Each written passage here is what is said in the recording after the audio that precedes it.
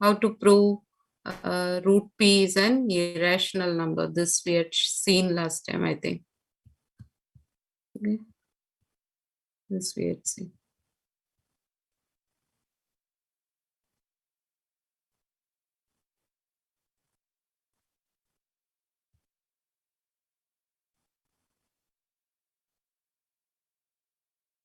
We are learning about primes, no?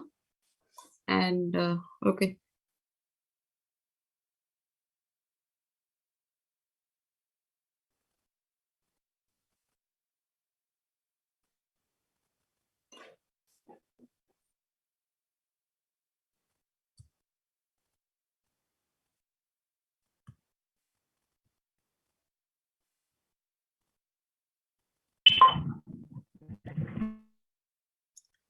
Okay.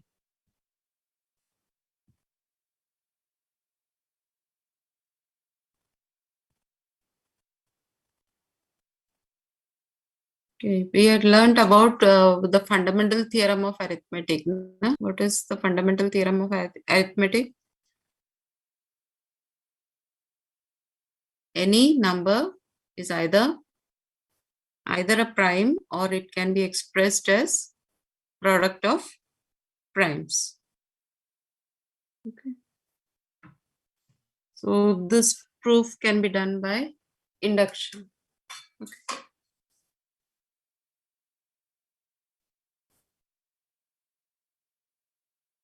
So this important theorem can be proved by just by induction. Okay. Any number is either a prime or it is a product of primes. So it can be proved by induction. So a lot of things we learned, and also we learned that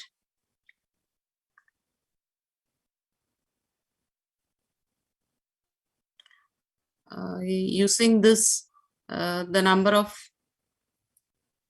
trailing zeros, no, in n. How many tens are there? So the minimum of 2 and 5. Okay, so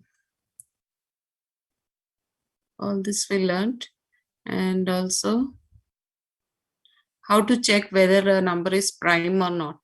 Okay, what you do up to the square root of the number, you should check whether it has prime divisors up to the square root of the number. That is the method.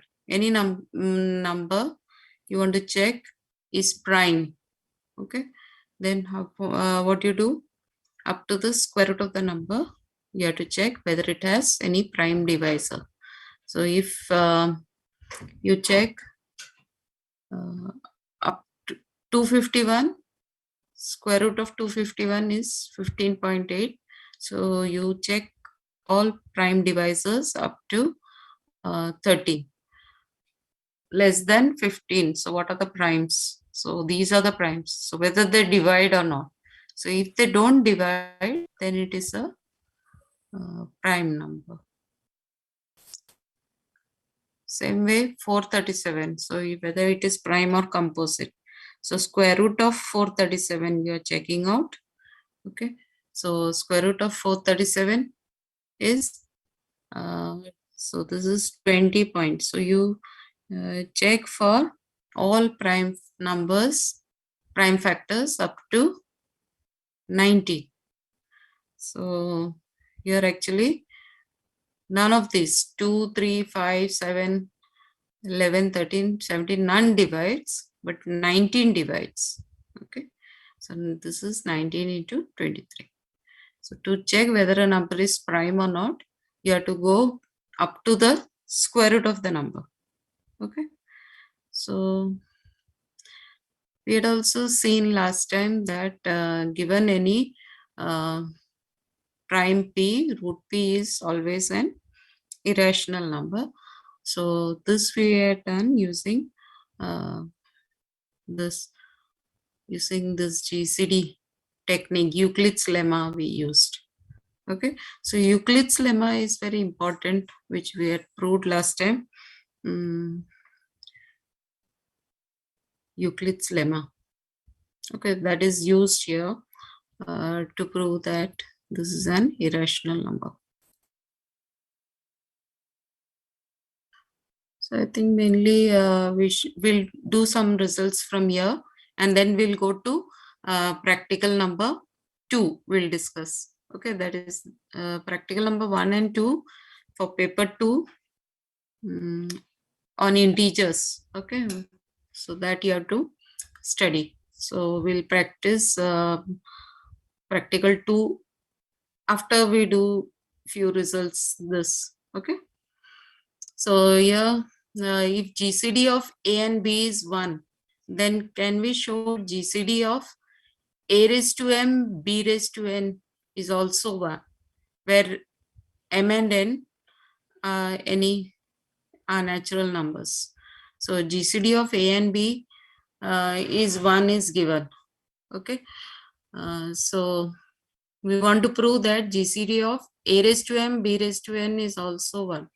Okay, so suppose GCD of A raised to M, B raised to N is D. Okay, and I want to prove this D is 1. D divides A raised to M, D divides B raised to N. I want to prove D is 1. Suppose D is greater than 1. Okay, so by fundamental theorem of arithmetic, D has a prime divisor, say P. So again, so there is a prime divisor P of A raised to M and so there is a prime divisor of D because D is greater than 1. Okay, so now this prime divisor divides D, P divides D, and here D divides A raised to M. So I get P divides A raised to M, P divides B raised to M. And so we get by Euclid's lemma, P divides A. So Euclid's lemma, you remember, P divides AB, then P divides A or P divides B. That is Euclid's lemma. So here P divides A raised to M. That means P will divide A. P divides B. So we get GCD of A and B is not 1 because P divides A and P divides B also. So that contradicts. Here we have GCD is 1, and that means GCD of A raised to M, B raised to N is also 1. So this is an important good result. So whenever GCD of A and B is 1, then GCD of A raised to M, B raised to N is also 1. Okay, so what we use here is Euclid's lemma. Euclid's lemma is very useful. So what is that Euclid's lemma? If P divides AB and P is a prime, then P divides A or P divides B. Okay, so if GCD of A and B is 1, then what happens? GCD of A raised to any power, B raised to any power here will also be 1. Okay, now converse also is true. If GCD of A raised to M, B raised to N is 1, then GCD of A and B will also be 1. Okay, so how you will prove this? So this is given. GCD of A raised to M, B raised to N is 1 is given. So we want to prove GCD of A and B is also 1. So suppose it is D and D is greater than 1. Then this D has a prime divisor P by fundamental theorem of arithmetic. This D has a prime divisor P. Now P divides D and D divides A, D divides B. Okay, so P will divide A, P will divide B. Therefore, P will divide a raised to m also, and p will divide b raised to n also. So therefore, GCD of a raised to m, b raised to m is not 1. We get that will be a contradiction, and so GCD of a and b is also 1. So both ways it goes. Okay, so GCD of, if GCD of AB is 1, then GCD of a raised to m, b raised to n is also 1, and conversely. So if GCD of this is 1, then GCD of a and b is also 1. So here there is another one. But if GCD of a and b is p, where p is prime, okay. Earlier we saw GCD is 1. Here we are looking at whether if GCD of a and b is p, then what happens to this? Okay, these powers. So if GCD of a and b is p, so such type of sums are there in the descriptive questions of practical 2. So we'll discuss this and then we'll say the practical questions. Okay, so if GCD of a and b is p, where p is prime, then if I want to find these GCD, what is to be done? Okay, so let us check this out. So GCD of a and b is p, means p divides a, p divides b. Now a can be written as p into x, b can be written as p into y, where GCD of x and y is 1. This is the greatest common divisor. So there is no common divisor between x and y. So between x and y, the GCD will be 1. So GCD of x and y will be 1. Now we'll make use of this. Okay. So a raised to 5, the third sum from this. A raised to 5, b raised to 5. Okay. Here the powers are same, and here for this sum the powers are different. Okay. So that time what happens? So here a raised to 5 is equal to p raised to 5, x raised to 5, and b raised to 5 is equal to p raised to 5, y raised to 5. Okay.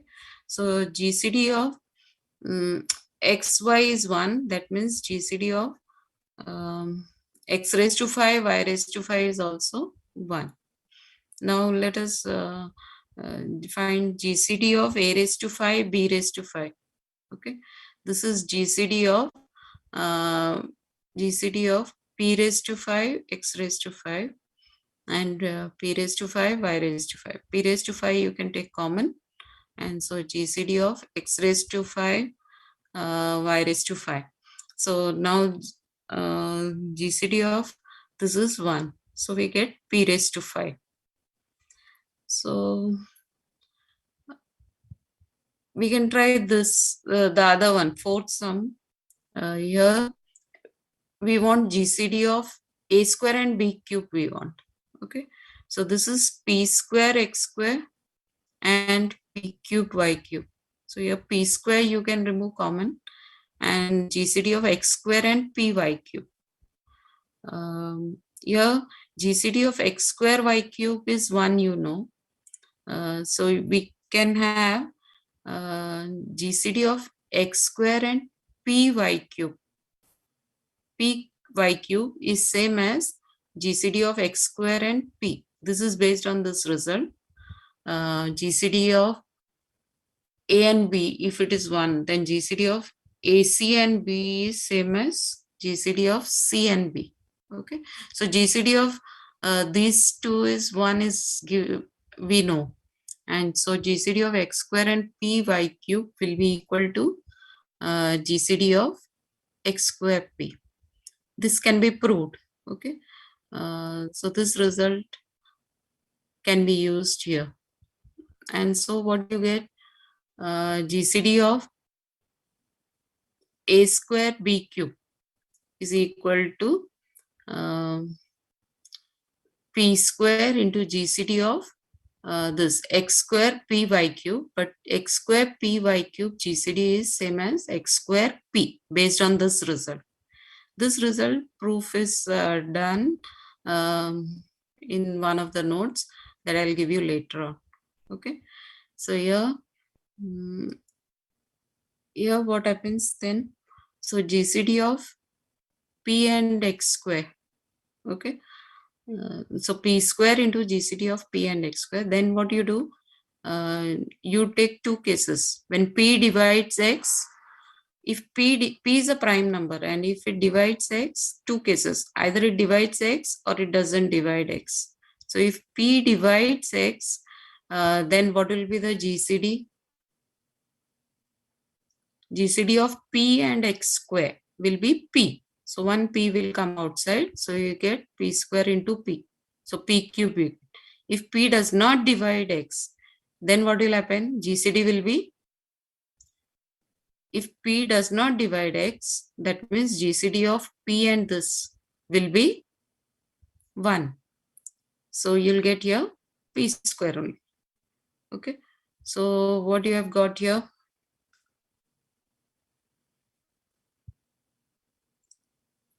So these are just little based on primes, no? What we have done here.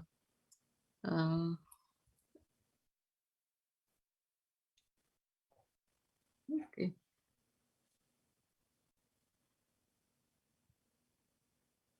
So if p divides, another one note here, okay? Here p divides a raised to n, where p is prime, then can you say p raised to n divides a raised to n? Okay.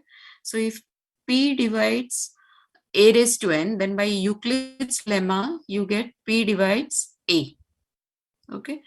And then repeated application of this will give me this. Okay. So if p divides a, then p raised to n divides a raised to n.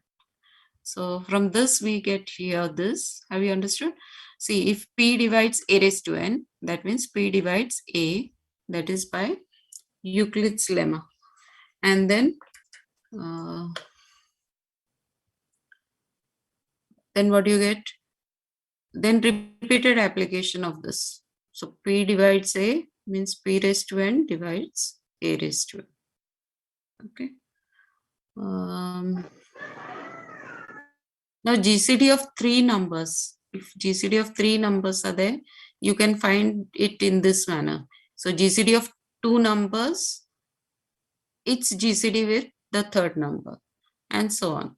So GCD of A and BC, A, B and C will be GCD of A with GCD of B and C. So GCD of 3 numbers can be found in any of these methods. Either you apply the definition for 3 numbers, and then otherwise you find it in this manner. Okay. Now LCM, LCM definition we'll just see. LCM, you know the definition, no? What is the definition for LCM? LCM is denoted like this. LCM of A and B is denoted as square brackets. So LCM, you are familiar. Even then, we'll just see the definition. What is the definition? The least common multiple of two non-zero integers A and B. So both numbers we have to take non-zero. Okay. For GCD, we were not taking like that. We could take at least one of them is non-zero. So if one was zero also, it would do for GCD. But for LCM, what we are doing? We are taking both the numbers to be non-zero. Okay. Because we are interested in common multiple. Okay. Least common multiple. So we are interested in least common multiple. So how we are defining least common multiple is the, so two numbers,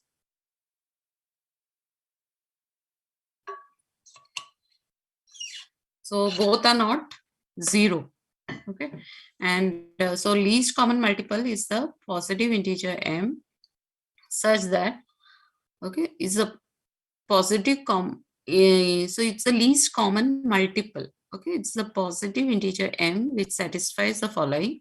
So it's a multiple m, a divides m and b divides m. So a positive integer m which satisfies this. So m is a common multiple. Okay, it's a common multiple. That means a divides m and b divides m. It's a common multiple and it's the least common multiple. So if there is another multiple c, where c is greater than 0, then m is less than or equal to c. Okay, so if there is another multiple, then what happens? This is the least common multiple. So that is the definition. M is less than or equal to C. So if C is a common multiple with C greater than 0, then M is less than or equal to C. So LCM always exists. LCM is less than or equal to mod of AB. Okay. So least common multiple is always less than or equal to. So this is a common multiple, A into B. A into B is a common multiple. The least common multiple is always less than or equal to mod AB. So there is a result here for positive integers AB, A into B. A into B, product of two numbers for positive integers AB. So AB is GCD of AB into LCM, LCM of AB. And so LCM of AB will be A into B divided by GCD of AB. So you can remember this. Proof is there here, but right now we will not look into the proof. Later on, after your test, you can just go through this proof. This proof is interesting. So we are able to prove that what GCD into LCM is equal to product of the two numbers. Or if you want LCM, then it is product of the two numbers divided by GCD. Okay, so this proof is interesting. We are able to prove it. We are able to prove it on the basis of what divisibility, what we have learned. Okay, we are able to prove that the LCM is the product of the two numbers divided by the GCD. So the proof is interesting, but right now we won't do because you are learning for the test now. So we can just see the application here. So LCM, how you find LCM of A and B. So LCM of A and B is A into B divided by the GCD of A and B. So GCD of 52 and 32 is 4. So 52 into 32 divided by 4. Okay, so you are getting this. Yeah. One more theorem here, the number of primes is infinite. Okay, so it can be proved easily. This is an important result again, that the number of primes is infinite. Okay, so how we can prove that the primes are, see, we know that 2 is a prime, 3 is a prime, so on. Okay, so the largest prime number like that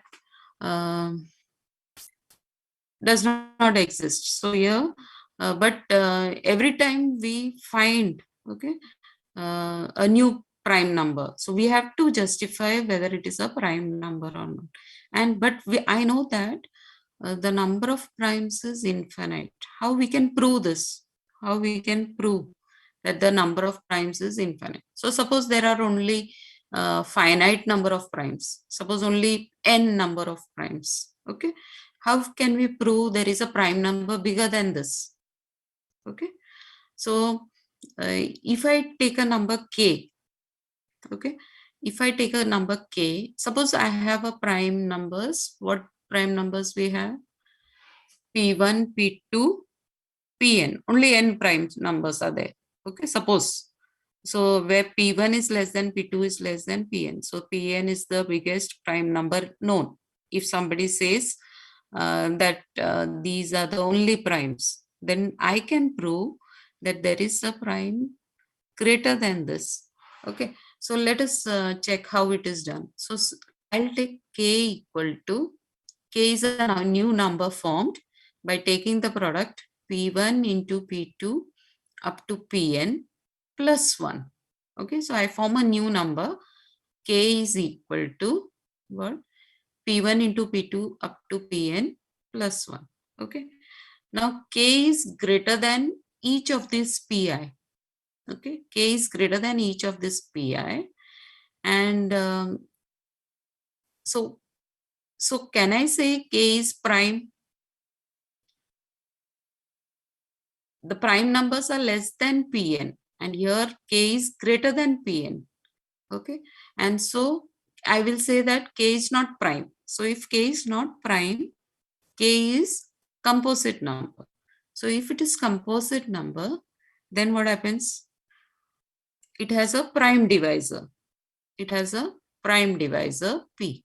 So K has a prime divisor P. Now this prime divisor will be one of these. See, because this is the list of primes, list of all primes.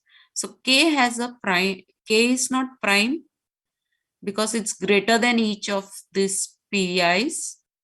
And so it's a composite number. So it has a prime divisor. But the prime divisor P will be one of these. It has a prime divisor, which is one of these. Okay. And therefore, P is one of the divisors. P divides K and P is one of these. So P divides K and P also divides this product because P is one of these. And so P divides K, P divides this product. That means P will divide 1, which is a contradiction. Why? Because 1 cannot be a multiple of P. 1 is, okay.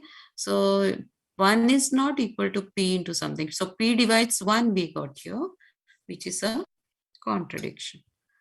Okay. Therefore, supposition is wrong. And there is an infinite number of primes. Have you understood this part?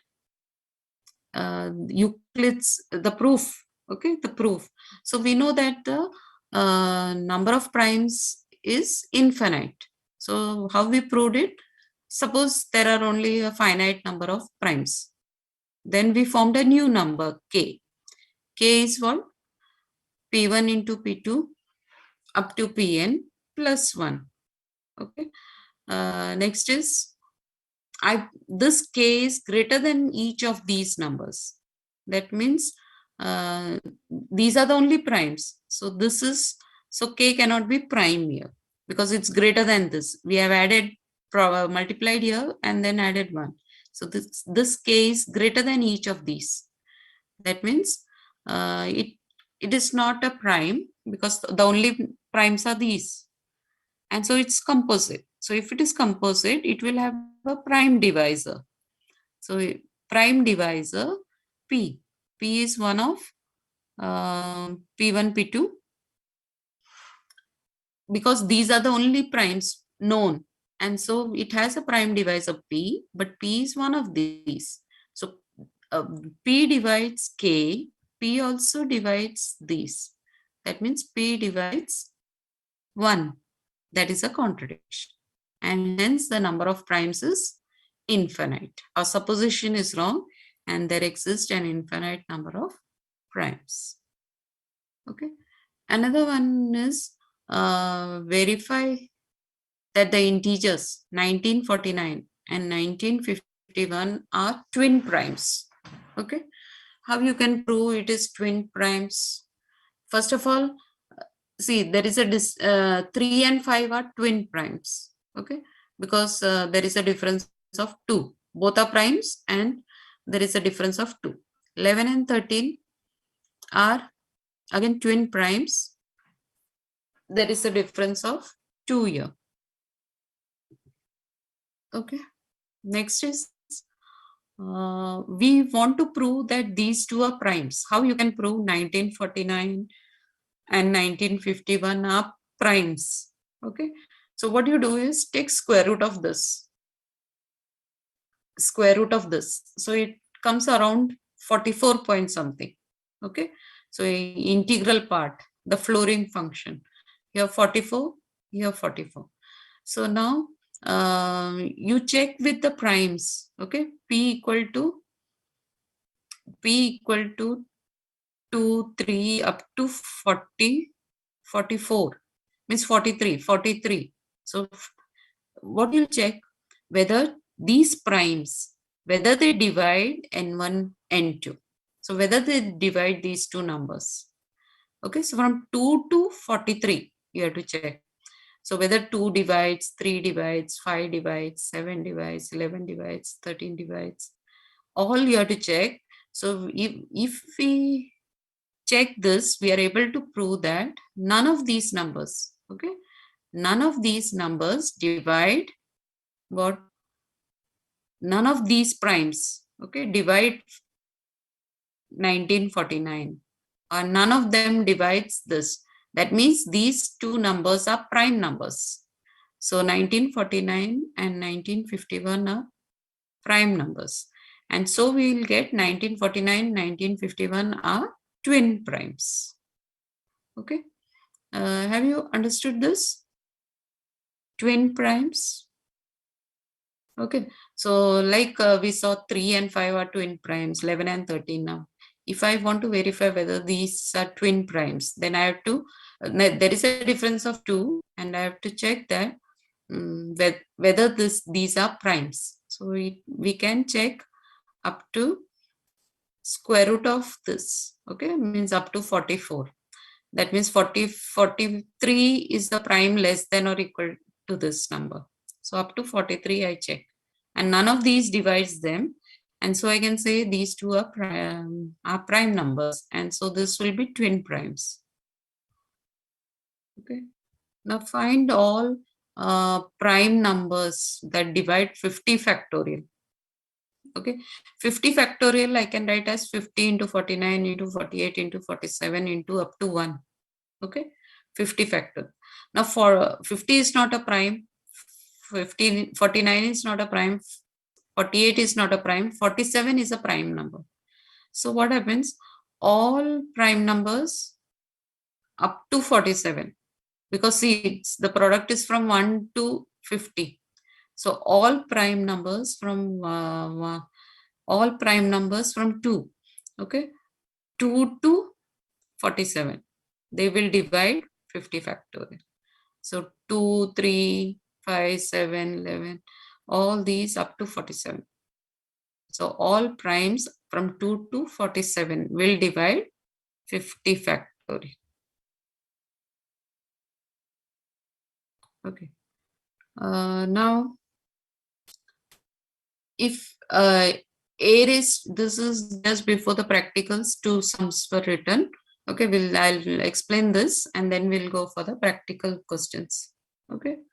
So if a raised to n divides b raised to n, okay, then show that a divides b. Okay, so if a raised to n divides b raised to n, we want to show that a divides b. So a raised to n divides b raised to n, this is given. Okay, let GCD of a and b be d. Okay, so d divides a, d divides b. So a can be written as r into d, b can be written as d into s, where GCD of this is the greatest common divisor. So GCD of r and s will be 1.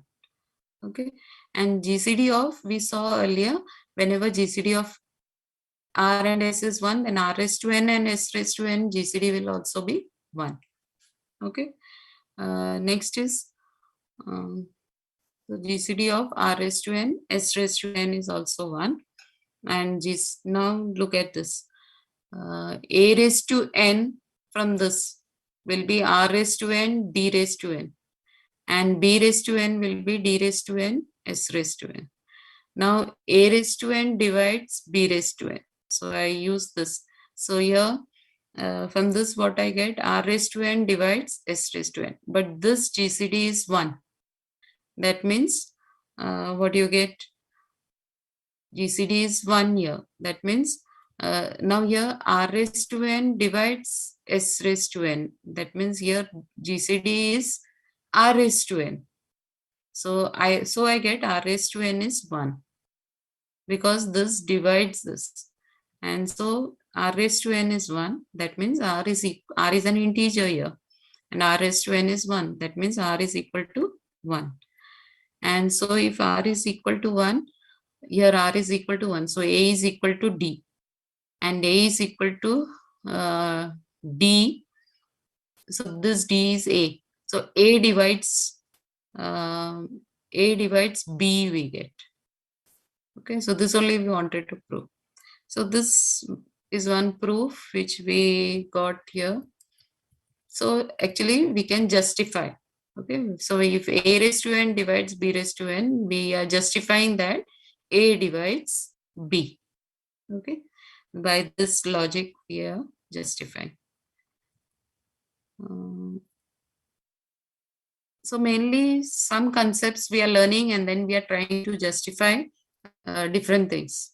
Okay, this is Euclid's lemma. Euclid's lemma extended form. Okay, so if P divides a1 into a2 up to an, P is a prime. Okay, if P is a prime and P divides a1 into an, then P divides some ai. Okay, this was mentioned earlier, and then the proof is this. Okay, so by induction it can be proved. So either you can start with, for n equal to 1 also you can start with, or you can start with n is 2 onwards also you can start. Okay, so sometimes we can start with, so here n is 1 means P divides a1.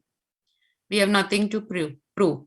Okay, but if n is 2, then what happens? If n is 2, then P divides a1 into a2 implies P divides either a1 or P divides a2. So this proof we have done earlier. So for n equal to 2, we have done it earlier. N equal to 1 is simple, only P divides a1. Okay, so when n is 2, P divides a1 into a2 will imply P divides either a1 or P divides a2. So that proof can be written here. Okay, now here assume that the result holds for n equal to k. That means if P divides the product a1 a2 ak, then P divides some ai. This is the induction hypothesis. Okay, so we are proving by induction. This means whenever n is any natural number, okay, so if it is greater than or equal to 1, we follow this, or if n is greater than or equal to 2, then we have to prove. So P divides a1 a2 implies P divides a1 or P divides a2. That proof is to be put here. Then we assume that the result holds for when n is k. Okay, when n is equal to k, it's true. So if P divides a1 a2 ak product, then P will divide some ai. Okay, now for n equal to k plus 1, we have to prove now. N equal to k plus 1. So if P divides a1 a2 ak plus 1. Okay, now what you do is you take the product a1 a2 up to ak, you call it as a. Okay, so we are taking the product a1 a2 up to ak as A. So this is A into AK plus 1. Okay. So A1, A2 up to AK, that I'm calling as A. So A into AK plus 1. Okay. Now P is prime. So here this is Euclid's lemma. So if P divides product of two numbers here, then P divides either A or P divides this. Okay. If P divides AK plus 1, then we are through. If P divides A by induction hypothesis, okay, A is the product of the first K elements. So by induction hypothesis, I get P divides some AI. So in both the case, we are getting either P divides this or P divides some AI. And so by induction, so for K plus 1 also, we are able to prove. And so by the first principle of induction, we get P divides some AI. Okay. So this is Euclid's lemma extended form of Euclid's lemma. For two numbers we had proved earlier, and this is for any product of n numbers. So if P divides A1, A2, AN, that means P will divide some AI. One of these, P will divide some AI. We'll just revise practical number 2 again. Okay. So similar sums from practical 1 and 2, okay, will come for your internal test. So earlier one was on what topic? On mathematical induction, and practical number 1 was on paper 2. Okay, it was on mathematical induction, divisibility, and here GCD and primes. This is the topic for practical 2. So from these two topics, in paper 2, objectives will come. Okay. So practice similar sums. Okay. So when you are doing, understand and do, so that you will know what to answer. Okay. So we'll just revise, though we had done that time last time also. We'll revise again. So if A and B are two integers such that A divides B. If A and B are two integers such that A divides B, then GCD of A and B is what? So if A divides B, then what is GCD of A and B?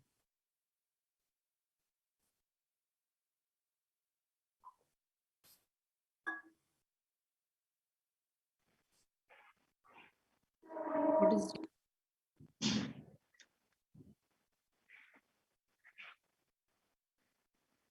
somebody has answered one? Ma'am, C. C. See, A is dividing B, and GCD means the greatest common divisor. Okay, and A divides A. So the greatest common divisors of GCD of A and B will be A. Okay, because A divides B. A divides B, so the greatest common divisor of this will be A.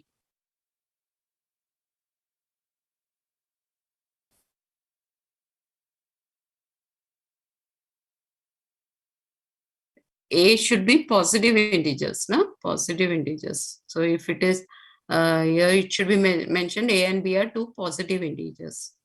Okay, so is that A divides B. Then, or you should write mod A, no? Mod A.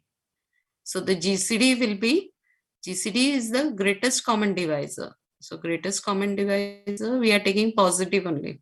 Okay, so GCD mod A, otherwise we should write here. So if they are two positive integers, we can write. If they are positive integers, then it is A. Directly we can write A. Okay. For every integer A, the GCD of 1 and A is GCD of 1 and A. Greatest common divisor of 1 will be 1 only. Okay. So greatest common divisor of 1 and A is, what do you like? 1. Greatest common divisor of 1 and A is 1. Two integers are said to be coprime. Two integers are said to be coprime. Coprime means what? Coprime means their GCD is 1. Okay. So their GCD should be 1. They are said to be relatively prime or coprime if their GCD is 1. So not each one is a prime. The GCD does not exist. The GCD is 1. The GCD is a prime. So two numbers, they are said to be coprime or relatively prime if their GCD is 1. Okay, so they are relatively prime if the GCD is 1. Now this number 14215, 14216, they are two consecutive natural numbers. What can you say about their GCD? So if my number is n and n plus 1, okay, then what is the GCD? N and n plus 1, the GCD will always be 1. 1. Because see, the GCD, if it is D, then D divides n plus 1. So D will divide 1, you will get. That means GCD is D divides 1 means D has to be 1. And so two consecutive numbers, the GCD will always be 1. Okay. And what are the options here? So they are coprime, you say, no? Not coprime, twin primes. They have GCD greater than 1. So what is the answer here? Twin primes? No. Twin primes means there should be a difference of 2, na?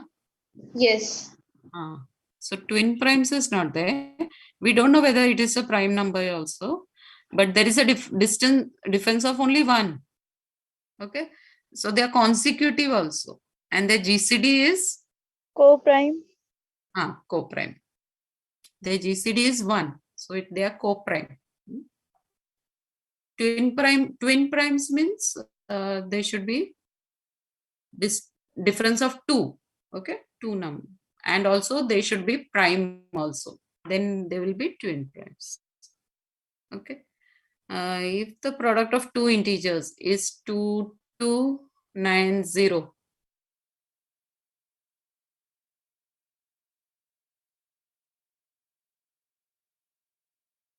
if the product of two integers is 2290 and the GCD is 5, then what is the LCM?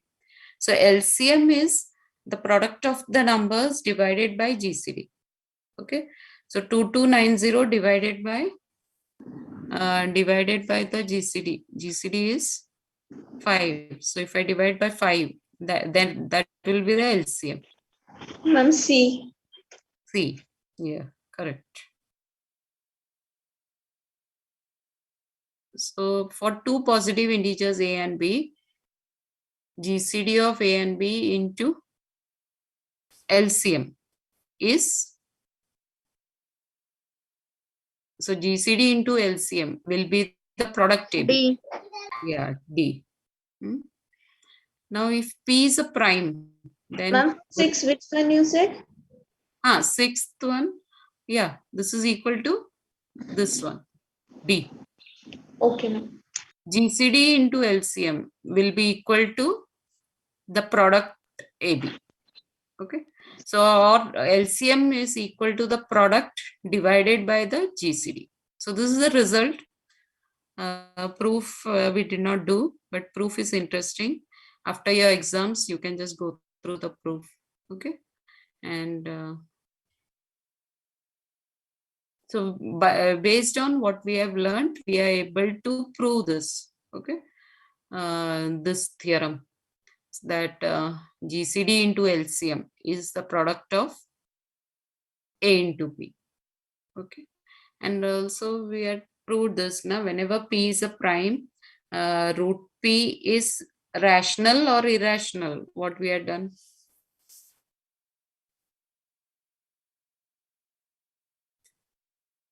Whenever P is a prime, root P is Irrational. irrational. We had proved it's irrational, we proved it. Okay.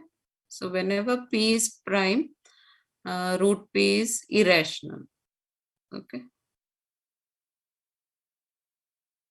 And we are able to prove using divisibility methods. Okay. Which of the following is a prime number? Which of the following is a prime number? How to check whether a number is prime? So which is prime from this? So you can rule out the numbers which are composite numbers. Okay. That is one method. Or you have to check whether the number is prime. Okay. See now, for example, see if I 5 plus 6 is 11, 11 plus 7 is 18, 18. So what divides this? 3 divides. So this is divisible by 3. So 3 you can check very easily. What about this? 4 plus 5, 9 plus 1, 10. This is not divisible by 3. 7 plus 1, 8. This is not divisible by 3. This is divisible by 3. What about this? 5, 6, 11 plus 1. Yes, ma'am. Divisible. Divisible. So A and D options you can rule out. Okay. So what you will say? They are not prime. Okay. Now from B and this, which is prime? Which is prime number?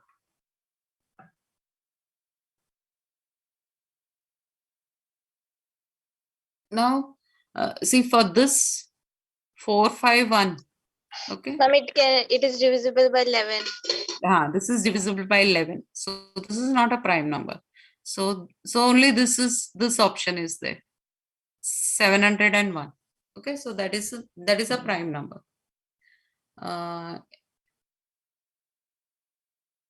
So like this different, see you can check out 201. So 201 is prime or not?